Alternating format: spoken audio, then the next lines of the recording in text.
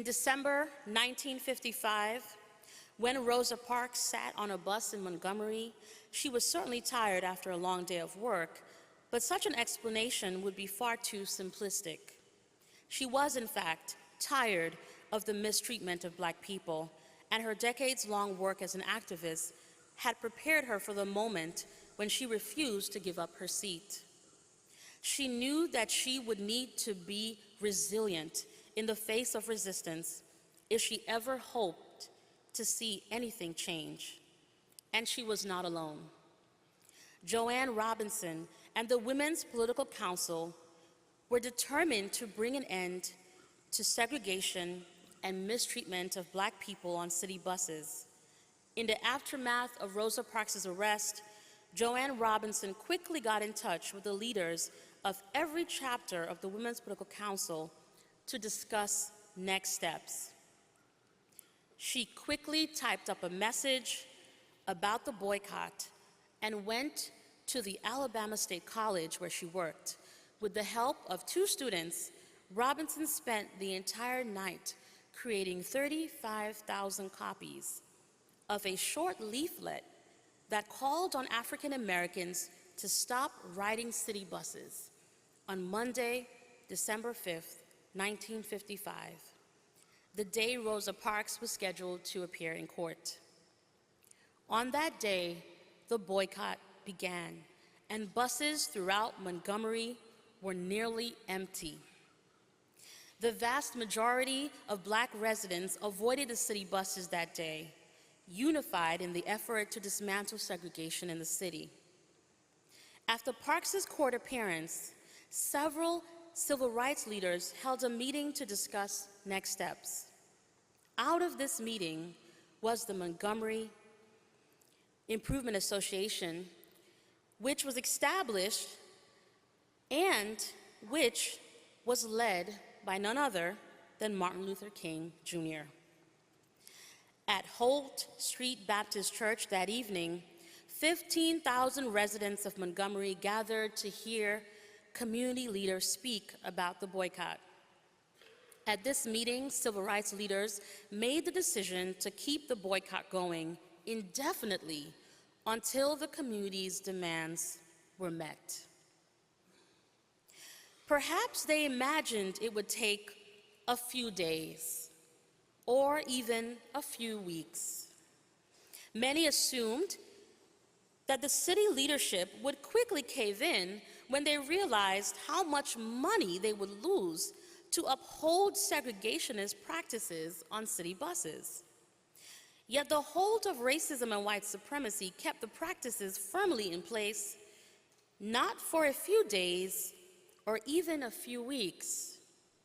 The Montgomery Bus Boycott would go on for a total of 382 days. 382 days. The fact that it managed to go on for so long is a testament to the community's resilience in the face of resistance.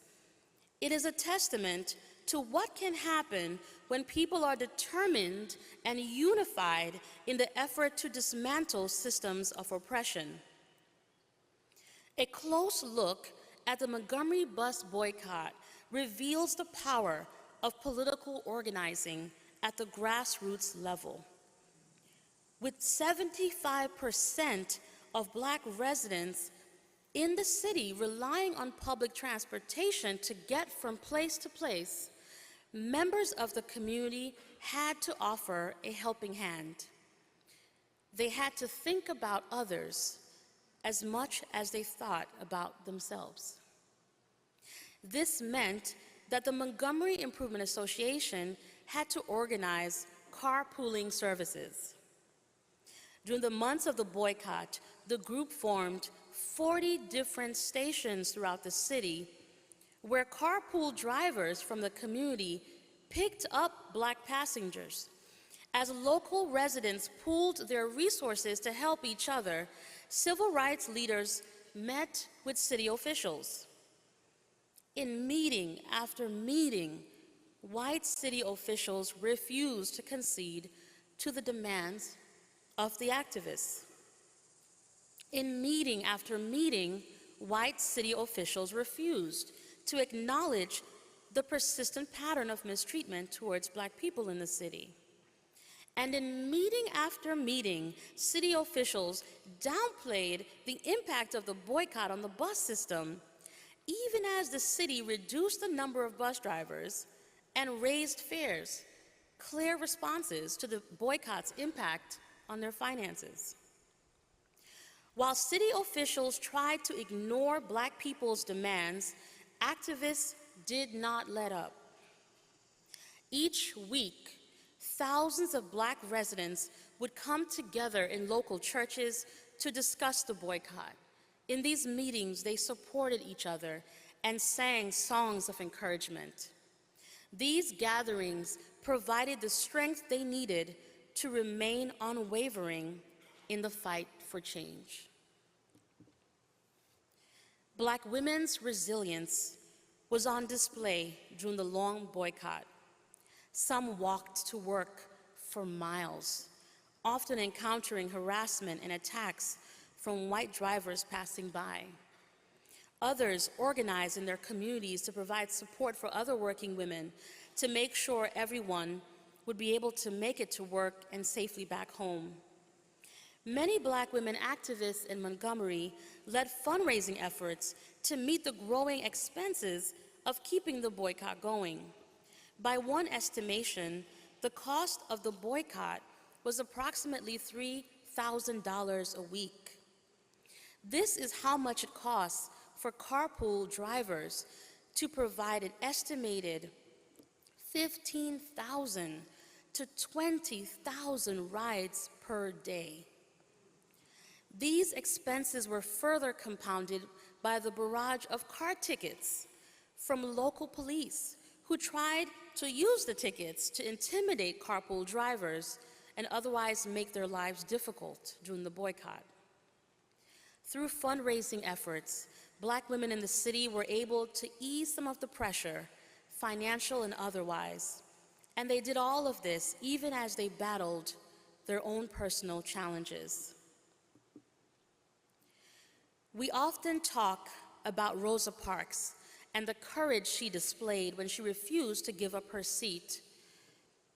We rarely talk about how the experience devastated her personal life.